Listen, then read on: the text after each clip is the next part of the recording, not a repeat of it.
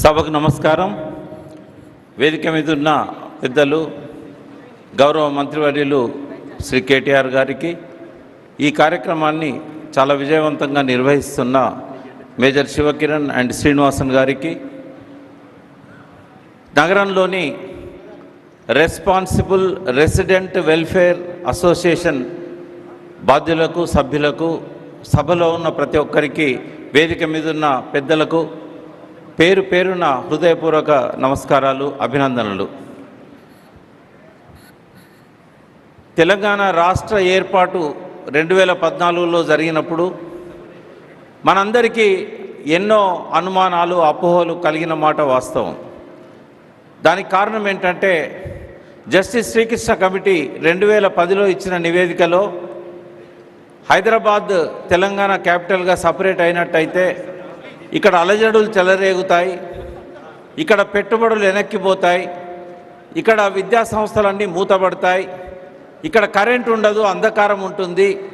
అప్పటి ముఖ్యమంత్రి ఒక అడుగు ముందుకేసి కిరణ్ కుమార్ రెడ్డి గారు కరెంట్ తీగల మీద బట్టలు ఆరేసుకోవాలి, ఇక్కడ డ్రింకింగ్ వాటర్ సమస్య ఉంటుంది, తాగునీరు, ఇవన్నీ కూడా చాలా చాలా బెదిరింపులు, చాలా చాలా అపోహలు, అనుమానాలు మనలో రేకెత్తారు. కానీ ఏం జరిగింది? 2014 తర్వాత ఏనాడైనా మనకు ఆ భయాలు, అనుమానాలు నిజమైనాయా? అందరం కూడా స్వేచ్ఛగా ఉన్నాం, సంతోషంగా ఉన్నాం, సుఖశాంతులతో ఉన్నాం, ఎటువంటి సమస్యలున్నా పరిష్కరించుకుంటూ ముందుకెళ్తున్నాం. ఎటువంటి లా అండ్ ఆర్డర్ సమస్య కూడా రాలేదు. గవర్నర్ గారు చేతిలో పెట్టారు లా అండ్ ఆర్డర్ను 10 సంవత్సరాలు. 10 సంవత్సరాలు మరొక 6 నెలల్లో పూర్తవబోతున్నాయి. ఈ 9.5 సంవత్సరాల్లో ఒక్కటంటే ఒక్క FIR కూడా ఈ ప్రాంతీయ విభేదాలతోని నమోదు కాలేదు. కాబట్టి ఒక safe Hyderabad, lovable Hyderabad, livable హైదరాబాద్ని మనకు అందించిన KTR గారికి, KCR గారికి మనసారా మరొకసారి కృతజ్ఞతలు. గ్రేట్ పర్సనాలిటీ డెవలప్మెంట్ ట్రైనర్ శివకేర గారు ఒక మాట చెప్తారు: విజేతలు భిన్నమైన పనులు చేయరు, భిన్నంగా చేస్తారు. Successful people don't do different things, but they do differently. కరెక్ట్గా ఆయన మాటలకు మనకు సజీవ సాక్ష్యంగా మన KTR గారు కనబడతారు, మన KCR గారు కనబడతారు. ఎందుకంటే అంతకుముందు హైదరాబాద్ ఎలా ఉంది, 2014 తర్వాత హైదరాబాద్ ఎలా ఉంది, ఒక రోజంతా చెప్పొచ్చు. కానీ నాకు ఇచ్చిన 5 నిమిషాల్లో నాకున్న ఈ జల వనరులకు సంబంధించి, అంటే డ్రింకింగ్ వాటర్ కానీ, డ్రైనేజ్ కానీ, ఇక్కడున్న వెల్ఫేర్ అసోసియేషన్స్ వాళ్ళకి కన్సర్న్ ఉన్న సబ్జెక్ట్స్ ఆ రెండే. కాబట్టి 2 నిమిషాలు వాటి మీద నేను మాట్లాడే అవకాశాన్ని తీసుకుంటాను. సో మనం చూసాం 2014లో మన మొత్తం నగరానికి ఆనాడున్న జనాభాకు దాదాపు 300 మిలియన్ గ్యాలన్ల లీటర్ మాత్రమే ఇచ్చేవారు, అది కూడా సరిపోకపోయేది. కానీ ఇవాళ మనం చూసినట్టయితే 563 మిలియన్ గ్యాలన్ల నీళ్లను పర్ డే ఇవ్వగలుగుతున్నారు. అన్ని రకాలుగా హైదరాబాద్ మెట్రో వాటర్ వర్క్స్ ఆ ప్రోగ్రెస్ని నమోదు చేయగలిగింది. దీనికి కారణం ఏంటంటే, మనం కాళేశ్వరం ప్రాజెక్టును పూర్తి చేసుకొని ఎల్లంపల్లి ద్వారా, మల్లన్న సాగర్, కొండపోచమ్మ సాగర్ ద్వారా ఆ గోదావరి నీటిని మనం హైదరాబాద్కు తీసుకొచ్చాం. ఇది ఇప్పుడే కాదు, రాబోయే 100 సంవత్సరాలకైనా కూడా డ్రింకింగ్ వాటర్ సమస్య లేని ఒకే ఒక్క నగరం భారతదేశంలో ఉందంటే అది 100 సంవత్సరాల తర్వాత ఒక హైదరాబాదే అని చెప్పి గర్వంగా మనం చెప్పుకోవచ్చు. మనకు అవసరమైన నీళ్లు హార్డ్లీ మనకు నెలకు ఒక 2 TMCలు ఇప్పుడు అవసరమవుతున్నాయి. కావాలంటే ఇంకొక 1 TMC 2 TMCలో మరొక 10-20 సంవత్సరాలకు అవసరమవుతాయి. అంటే 4 TMCలు పర్ మంత్ అంటే మనకు నెలకొక 40-50 TMCలు అయితే సరిపోతాయి. కానీ మనం ఇప్పుడు అందుబాటులో ఉన్న నీరు, ముఖ్యమంత్రి గారు దూరదృష్టితోని మనకు ఆయన క్రియేట్ చేసిన జలాశయాలు ఇవాళ 147 TMCలు గోదావరి నీళ్లతోని, మరొక 100 TMCలు నాగార్జున సాగర్ డెడ్ స్టోరేజ్తోని, అంటే ఇంతకంటే ఒక 8 రెట్లు జనాభా పెరిగినా కూడా ఈ నగరంలో ఎలాంటి మంచినీటి సమస్య రాదు అని చెప్పి బల్లగుద్ది చెప్పొచ్చు. ఎవరైనా అనుమానాలు ఉండాల్సిన అవసరం లేదు. సో అటువంటి ఒక మంచినీటి వనరులను మనకు అందించారు ముఖ్యమంత్రి గారు. మీకు అందరికీ తెలుసు, ఇవాళ ఔటర్ రింగ్ రోడ్ చుట్టూ కూడా రింగ్ బండ్ వేసి ఒక గ్రిడ్ క్రియేట్ చేస్తున్నారు. సుంకిశాల అని నాగార్జున సాగర్ దగ్గర నుంచి ఎప్పుడు అవసరమైతే అప్పుడు సాగర్ డెడ్ స్టోరేజ్ నుంచి కూడా తీసుకోవడానికి 2200 కోట్లతోని ఆ పనులు ప్రారంభించారు. సో ఇవాళ గోదావరి నీళ్లు తీసుకురావడంలో ఆనాటి ప్రభుత్వం గోదావరి నీళ్లు తేవాలనుకొని ఆ ప్రాజెక్టు మొదలుపెట్టినా కూడా వచ్చిన బాటిల్ నెక్స్ అనేటివి వాళ్ళు తొలగించలేకపోయారు. డిఫెన్స్ వాళ్ళతో సమస్యలు వచ్చాయి, రైల్వే వాళ్ళతో సమస్యలు వచ్చాయి. దీన్ని ఎవరో పరిష్కరించలేదు. మన ముఖ్యమంత్రి గారు కేసీఆర్ గారు స్వయంగా ఒక్కొక్క సమస్యను అడ్రస్ చేసి రైల్వే వాళ్ళతోని, డిఫెన్స్ వాళ్ళతోని అందరితో మాట్లాడి రికార్డ్ టైంలో గోదావరి నీటిని మనకు అందించారు అపర భగీరథుడైన మన ముఖ్యమంత్రి గారు. అదేవిధంగా నగరానికి నీళ్లు తేగలిగాం, కానీ మన నగరంలో నీళ్ళని ఎట్లా మనం పంపిణీ చేయాలా, ఈ విషయంలో కేటీఆర్ గారు తీసుకున్న శ్రద్ధ కానీ వారి పట్టుదల కానీ వారి కృషి కానీ అభినందనీయం. ఇవాళ మనం ఉన్న ఈ ప్లేస్ నుంచి ఇదే విస్పర్ వ్యాలీ, ఇదే JRC ఫంక్షన్ హాల్ దగ్గర నుంచి మైండ్ స్పేస్ ద్వారా ఇవాళ గచ్చిబౌలి దగ్గరికి 20 మిలియన్ గ్యాలన్ల నీరు ప్రతిరోజు సరఫరా కాగలిగిన అతిపెద్ద పైప్ లైన్ నిర్మాణం వారి దూరదృష్టితో జరిగింది. ఇవాళ ఫైనాన్షియల్ డిస్ట్రిక్ట్ కానీ, గచ్చిబౌలికి కానీ, IT కారిడార్కి కానీ ఎక్కడ కూడా మంచినీటి సమస్య లేకుండా వారు చేయగలిగారు. ఇవాళ కేవలం సంపన్నులకు, ధనవంతులు, IT కారిడార్లకే కాకుండా ఇవాళ స్లమ్స్లో కూడా ప్రతి ఒక్క కుటుంబానికి 20 కిలోలీటర్ల నీటిని ఉచితంగా అందిస్తున్నారు. మనకు ఎటువంటి మంచినీటి సమస్య లేదు. మనకున్న సమస్య అంతా డ్రైనేజ్ సమస్య. ఈ డ్రైనేజ్ సమస్య గురించి మనం చూసాం. 2016లో 2020లో మన క్లౌడ్ బర్స్ట్ అయినాయి. ఈ క్లౌడ్ బర్స్ట్ ఎందుకైతే అని చెప్పడానికి ఒక్క నిమిషం నేను అట్మాస్ఫియరిక్ రివర్స్ అనే దాని గురించి నేను మాట్లాడతాను. అట్మాస్ఫియరిక్ రివర్స్ అంటే మనము ఇక్కడ నుంచి కాలుష్యం ఏదైతే మనం పంపిస్తున్నామో, అంటే ఈ భూమి మీద ఒక్క హైదరాబాదే కాదు, ముంబై కానీ ఇతర రాష్ట్రాలు కానీ ఈ దుమ్ము కానీ కాలుష్యం కానీ ఒక లేయర్గా ఆకాశంలో ఫామ్ అయి ఆ పొగ తర్వాత కెమికల్స్తోని లేయర్గా ఫామ్ అవుతున్నాయి. వాటి మీద వాటర్ స్టోర్ అవుతుంది. ఆ బరువుకు కిందికి తగ్గి తగ్గి తగ్గి తగ్గి భూమి వాతావరణంలోకి వచ్చినప్పుడు ఆ రివర్స్ బ్లాస్ట్ అవుతున్నాయి. ఇవాళ అమెజాన్ రివర్ కంటే కూడా ఎక్కువ నీటి పరిమాణాన్ని ఈ క్లైమేట్లో ఈ అట్మాస్ఫియరిక్ రివర్స్ కలిగి ఉంటున్నాయని చెప్పి కాలిఫోర్నియాలో ఎన్విరాన్మెంటలిస్టులు ప్రకటించారు. ఇవి ఎటువంటి అంటే బాంబేలో పొల్యూషన్తో ఫామ్ అయిన ఆ క్లౌడ్ ఆ గాలితోని హైదరాబాద్కి వచ్చి ఇక్కడ బరస్ట్ అవుతుంది. ఎక్కడో చైనాలో క్లౌడ్ స్టార్ట్ అయితే అది కాలిఫోర్నియాలో బర్స్ట్ అవుతున్నది. సో ఇదంతా తగ్గాలంటే మనం గ్లోబల్ వార్మింగ్ గురించి సీరియస్గా తీసుకోవాలి. మన ప్రభుత్వం అందుకే ఇవాళ లంగ్ స్పేస్ క్రియేట్ చేయడమే కాకుండా ఫారెస్ట్ కవర్ని 17% నుంచి 24% తీసుకెళ్ళింది. 100కు పైన ఫారెస్ట్ పార్కులను మనకు సమీప దూరంలో క్రియేట్ చేసింది. ఇక ఫ్లడ్స్ వచ్చినప్పుడు మనము నివారించాలంటే దానికి ఒక అద్భుతమైన కార్యక్రమాన్ని కేటీఆర్ గారు ప్రారంభించారు. స్ట్రాటజిక్ నాలా డెవలప్మెంట్ ప్రోగ్రామ్ SNDP అని చెప్పి. ఈ ప్రోగ్రాం ఎందుకు అవసరమైందంటే హైదరాబాద్ చుట్టూ గతంలో 800కు పైన చెరువులు ఉండేది. కేవలం GHMC పరిధిలోనే 400 వరకు చెరువులు ఉండేది. ఈ చెరువులన్నీ తగ్గి తగ్గి తగ్గి ఇవాళ 285 చెరువులు అధికారికంగా మనము ధృవీకరించాం. ఈ చెరువులను కాపాడుకోవడానికి మొట్టమొదటిసారి రాష్ట్ర ప్రభుత్వం FTLను ఫిక్స్ చేసింది. ఇక్కడ సమస్య ఏంటంటే ఈ గొలుసు చెరువుల్లోని గొలుసులన్నీ ఆక్రమణకు గురైనాయి. వర్షపు నీరు పోయే స్ట్రెయిన్ వాటర్ డ్రైన్స్ కూడా అవి కబ్జాలకు గురైనాయి, లేదా నగర విస్తరణ లోపల రోడ్ల విస్తరణలో కలిసిపోయి డ్రైనేజీలుగా మారిపోయినాయి. మరి ఇటువంటి వాటిని ఎట్లా సరిచేయాలని చెప్పి ఎంతో దూరదృష్టితోని విఘ్నతతోని కేటీఆర్ గారు తలపెట్టిన ప్రోగ్రామే 885 కోట్లతోని ఈ స్ట్రాటజిక్ నాలా డెవలప్మెంట్ ప్రోగ్రాం. ఇందులో ఏం చేశారు వారంటే అటు ఫాక్స్ సాగర్, ఎప్పుడు సిటీలో వరదకు కారణమయ్యేది ఫాక్స్ సాగర్ నుంచి ఇటు రాజేందర్ నగర్ దాకా, అటు రామంతపూర్ దాకా ఈ గొలుసులు అన్నిటిని కూడా రివైవ్ చేయగలిగారు. అన్ని చెరువులకు స్లూయిస్లను పునర్నిర్మించారు. అన్ని చెరువుల్లో అలుగులను మళ్ళీ సక్రమంగా పోయేటట్టు చేశారు. వారు చేపట్టిన ఈ కార్యక్రమం దిగ్విజయంగా నడుస్తున్నది. ఇప్పటికి 70-80% పూర్తయింది. మరొక 20% పూర్తి కావడానికి కొంత సమయం పడుతుంది. దాని ఫలితాన్ని కూడా మనం చూసాం. 2016లో వరదలు వచ్చినప్పుడు, 2020లో వరదలు వచ్చినప్పుడు జన నష్టం జరిగింది. అనేక ప్రాంతాలు జలమయమైనాయి. కానీ ఇప్పుడు ఎక్కడ కూడా ఒక్కరోజు కనీసం వరద నీరు నిల్వ ఉండే పరిస్థితి లేకుండా కేటీఆర్ గారు అద్భుతంగా చేయగలిగారు. సో ఇటువంటి అద్భుతమైన పనులు చేసినాం కాబట్టే ఆశీర్వదించమని ఇవాళ మేము ముందుకొచ్చి అడుగుతున్నాం. మంచి పనులు చేశాం. ఇక ముందు తలపెట్టిన మంచి పనులు పూర్తి చేయాలంటే కేటీఆర్ గారి సారథ్యంలోనే సాధ్యమవుతుంది.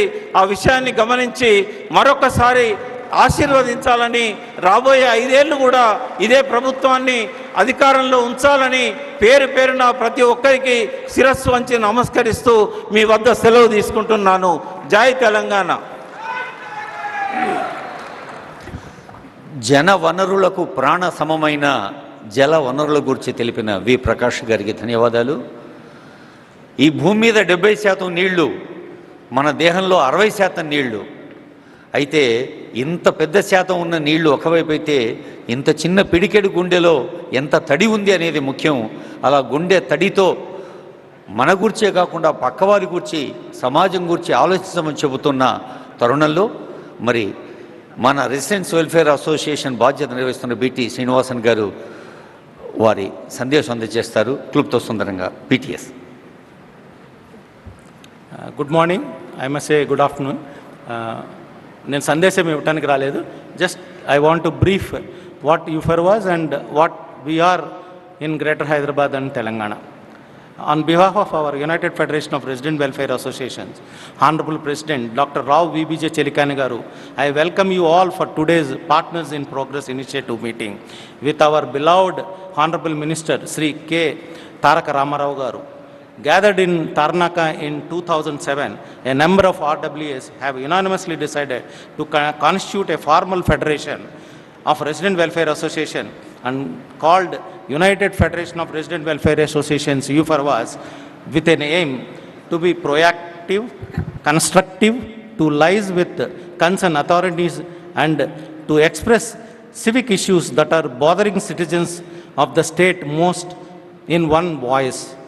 The main focus is to stimulate awareness on the responsibilities and rights of the residents and to enhance the attention, action and commitment of the administration towards all-round well-being of the residents and to empower the residents to become active agents of change and to supervise proper implementation of the powers and responsibilities given to the urban bodies as per the 74th Amendment Act and Article 232 of the Constitution.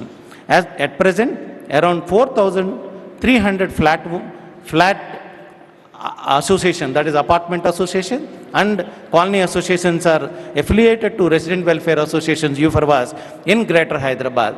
So we are very closely working with the RWAs that way. UFRWAS from the beginning working closely with GHMC, UFRWAS involved in resolving various civic issues and also in development initiatives like Swachh Hyderabad, Haritaharam, RERA bill enactment in Parliament, Railway Development Project, extending support to local administration in COVID pandemic management, Army roads closure issue and other major civic issues.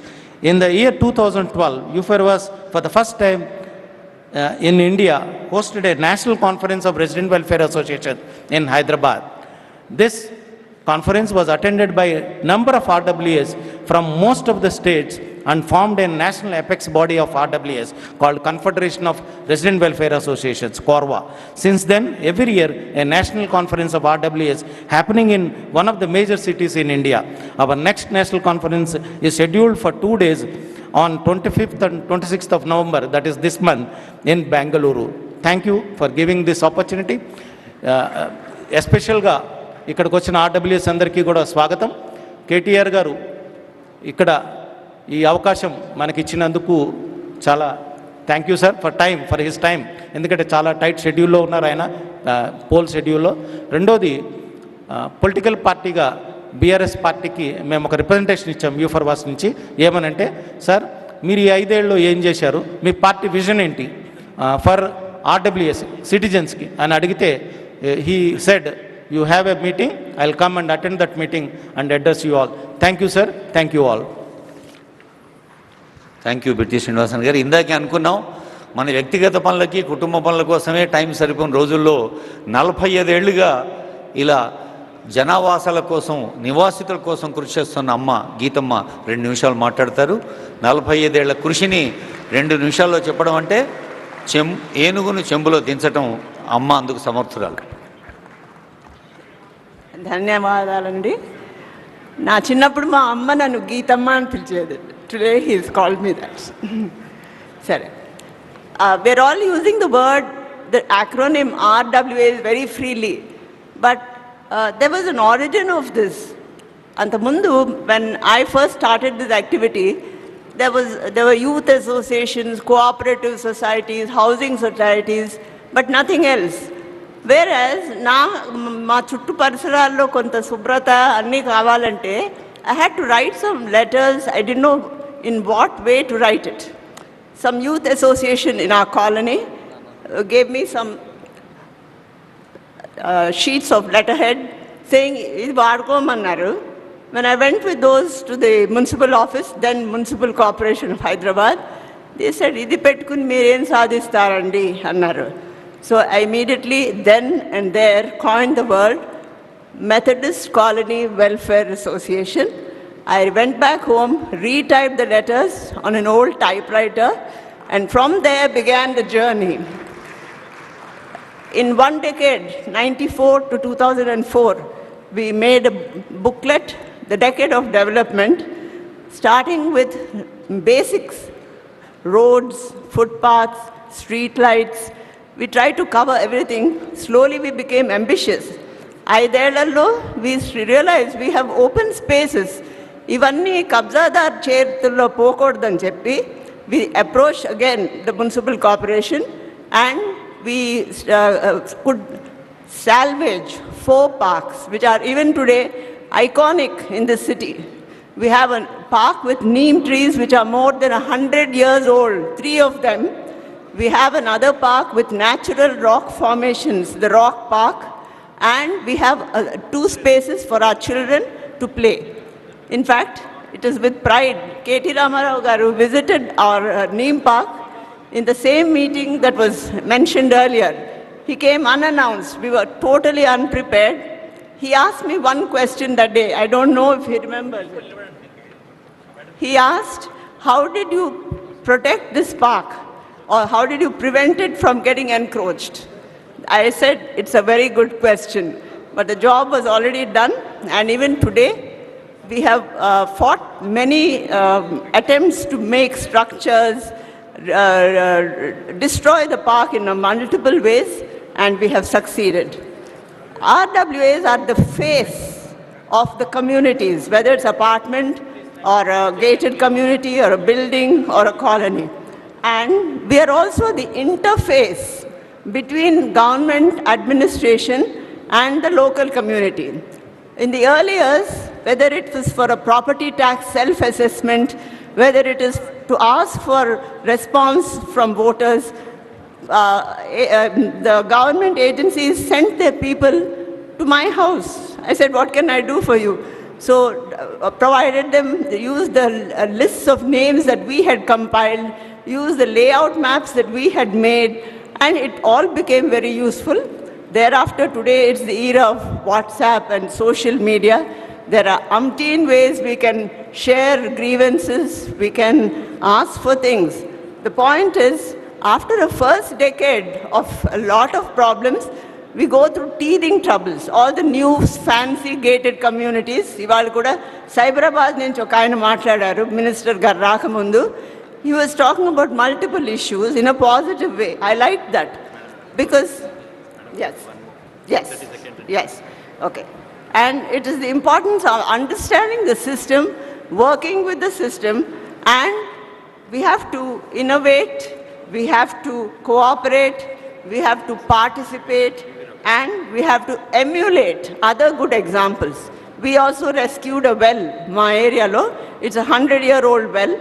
We have also borrowed ideas from other colonies, and that is why, though I live in Methodist Colony, I consider myself a part of the Greenlands residents. Thank you all very much. Geethamma గారికి ధన్యవాదాలు.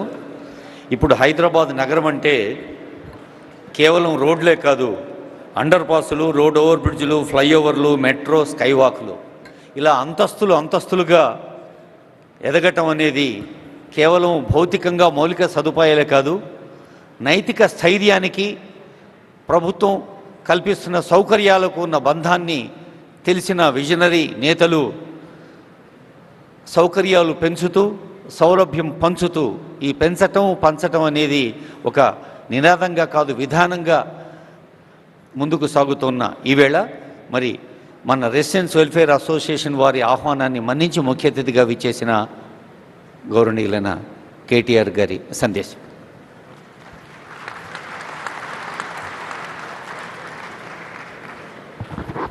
అందరికీ నమస్కారం.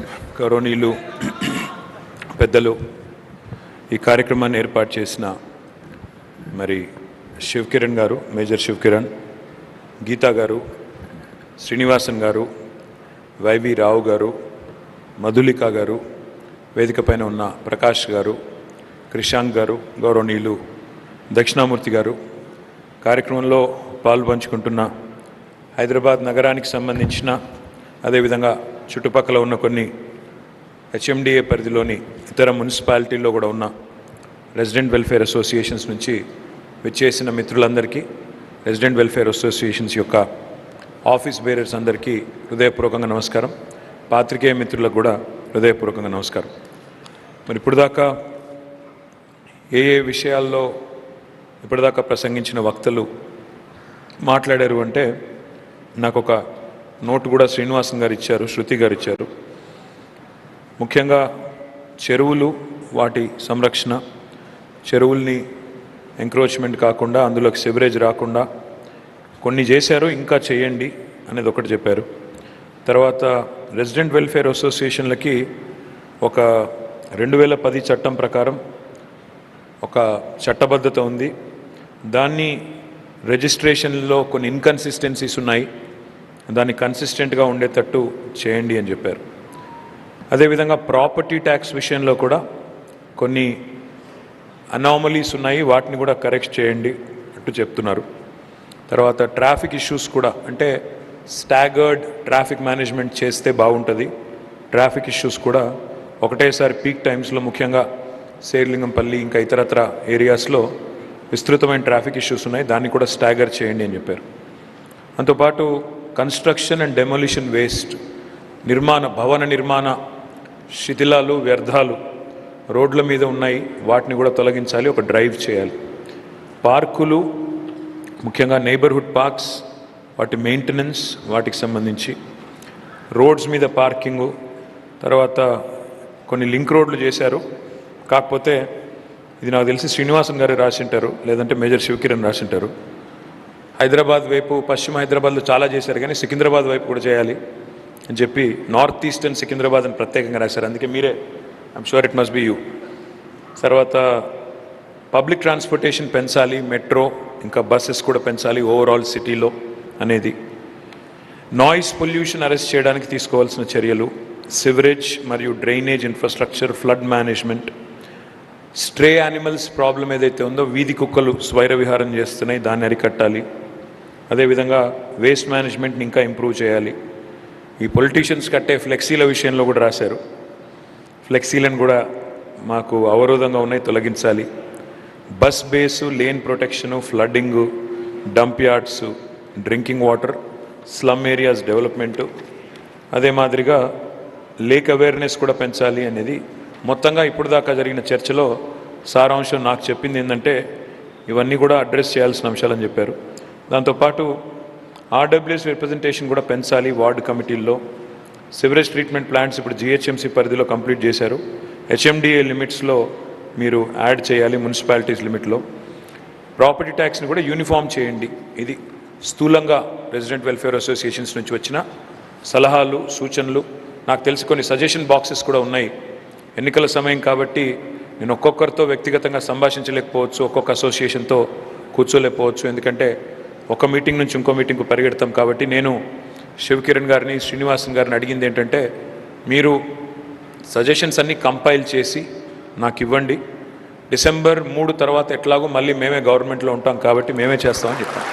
నాకు అనుమానం ఏం లేదు. మీ అందరి బాగా పనిచేసిన ఏ గవర్నమెంట్ అయినా, బాగా పనిచేసిన ఏ సంస్థనైనా ప్రజలు వదులుకోరు. ఆ విషయంలో నాకు విశ్వాసం ఉంది. ఎందుకంటే రాజకీయ నాయకులు ఎవరు ఎన్ని మాట్లాడినా, మనం సోషల్ మీడియాలో ఎవరు ఎన్ని రకాల వ్యతిరేక ప్రచారాలు చేసినా కళ్ళ ముందు చూసేదాన్ని ప్రజలు నమ్ముతారు తప్ప అభూత కల్పనలు, నోటికొచ్చినట్టు చేసే విమర్శలు అవి ఎవరు పట్టించుకోరు, వింటారు.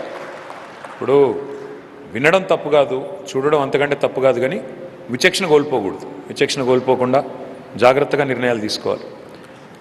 ఓవరాల్గా నేను ఒక 5 నిమిషాలు 10 నిమిషాల్లో తెలంగాణలో 9.5 సంవత్సరాలు ఏం జరిగింది అనేది చెప్పి భవిష్యత్తులో ఏం చేయబోతున్నామో కూడా చెప్పే ప్రయత్నం కొంత చేస్తాను.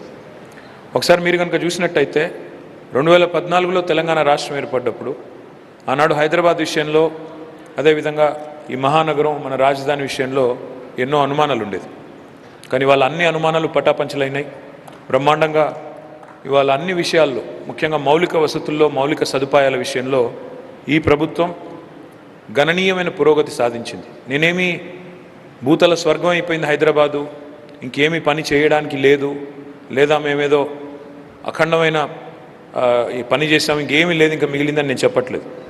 సిన్సియర్గా, నిబద్ధతతో, చిత్తశుద్ధితో మా శాయశక్తుల శక్తి మేరకు మా ప్రయత్నాన్ని బలంగా చేశాం. 9.5 ఏళ్ళు అయింది ఇప్పుడు కరెక్ట్గా. అందులో మనం గుర్తుపెట్టుకోవాల్సిన అంశాలు 2-3 ఉన్నాయి. ఈ 9.5 ఏళ్లలో కూడా మధ్యలో 2 సంవత్సరాలు కరోనా వల్లనే మనం నిజానికి పూర్తి స్థాయిలో 100% పనిచేసే పరిస్థితి లేదు అన్నాడు.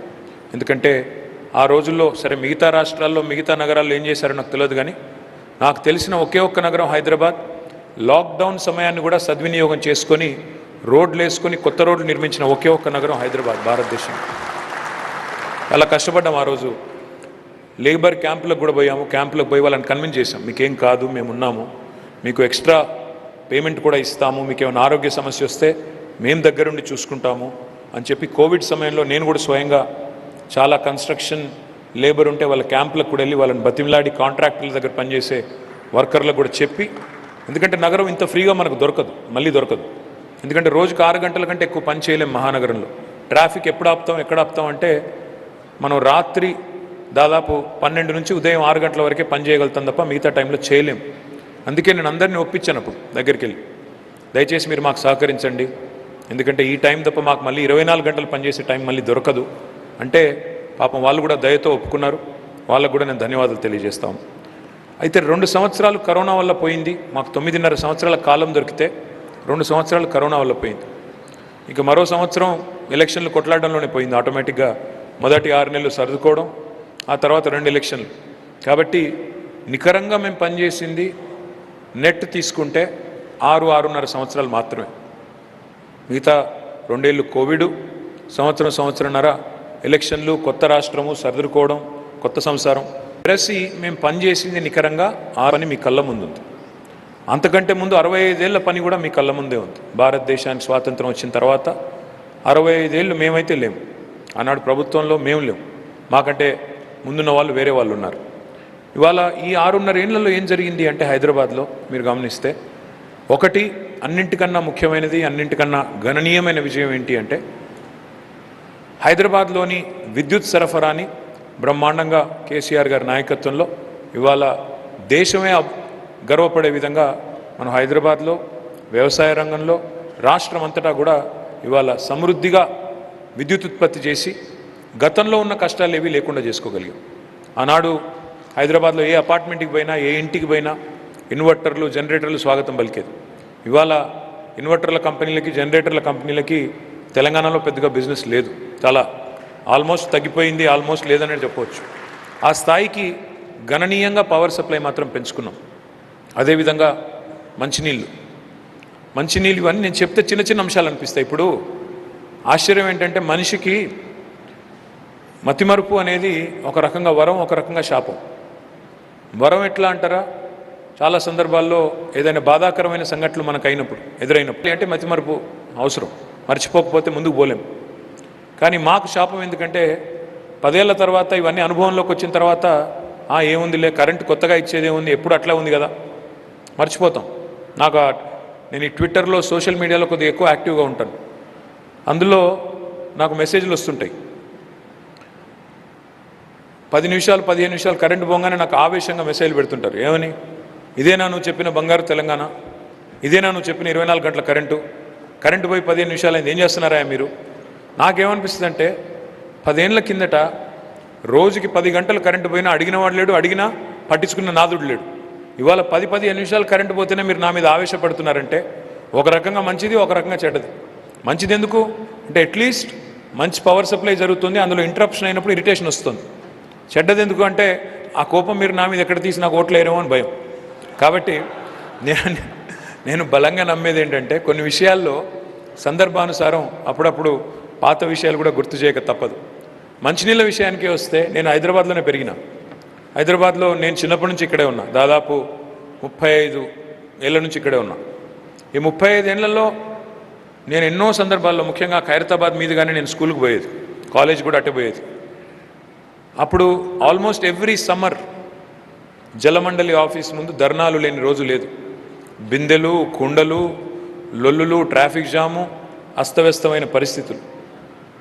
ఈరోజు ఆ పరిస్థితి హైదరాబాద్లో లేదు. సరే, ఇంకా అక్కడక్కడ ట్యాంకర్లు ఉన్నాయి, ట్యాంకర్ల వల్ల కొంత ఒక 5-10% ఇరిటేషన్ ఇంకా ఉంది. కానీ చాలా పెద్ద ఎత్తున ఈరోజు మనం పెట్టుబడులు పెట్టడం వల్ల, ఇప్పుడే ప్రకాష్ గారు చెప్పినట్టు ఇటు కృష్ణ నుంచి అటు గోదావరి నుంచి 100 కిలోమీటర్ల నుంచి వేగంగా ప్రాజెక్టు పూర్తి చేసి మిషన్ భగీరథలో భాగంగా మనం ఇవాళ ఆల్టర్నేట్ డే వాటర్ సప్లై ఇచ్చుకుంటా ఉన్నాం. కానీ నా కళ, ముఖ్యమంత్రి గారి స్వప్నం కూడా ఏంటి అంటే అల్టిమేట్గా I want to see Hyderabad where 24 గంటల్లో ఎక్కడ ఎప్పుడు ట్యాప్ తిప్పినా నీళ్ళు వచ్చే హైదరాబాద్ కావాలి. అది మా ఎజెండా, అది మా విషయం. ఇది ఇవాళ ఎదిగిన దేశాల్లో, ఎదిగిన నగరాల్లో ఈ పరిస్థితి ఉంది. మన దగ్గర కూడా అది రావాలి. విశ్వనగరం అంటే, విశ్వనగరం కావాలి అంటే ఊరికే మాటలతో, ఊకదంపుడు ఉపన్యాసాలతో కాదు. ఇట్లాంటి చిన్న చిన్న విషయాలు కూడా పట్టించుకోవాలి, పెట్టుబడులు తేవాలి, మౌలిక వసతుల మీద కూడా డబ్బులు పెట్టాలి. ఇవన్నీ జరిగితేనే మనం ముందుకు పోతాం. మెట్రో రైలు పూర్తి చేసుకున్నాము, ఒక 70 కిలోమీటర్లు. కానీ మా కళ మెట్రో రైలు ఇంతవరకు ఆగకూడదు. 70 కిలోమీటర్ల మెట్రో రాబోయే 7 నుంచి 10 ఏళ్లలో 415 కిలోమీటర్లకు విస్తరించాలన్నది మా ఎజెండా. మొత్తం హైదరాబాద్ మహానగరంలో పబ్లిక్ ట్రాన్స్పోర్ట్ని, ముఖ్యంగా నాన్ పొల్యూటింగ్ పబ్లిక్ ట్రాన్స్పోర్ట్ అంటే కాలుష్య రహిత ప్రజా రవాణా అనేది ఒక ప్రాధాన్యత క్రమంలో ఉండాలి అని టార్గెట్గా పెట్టుకున్నాం. అదేవిధంగా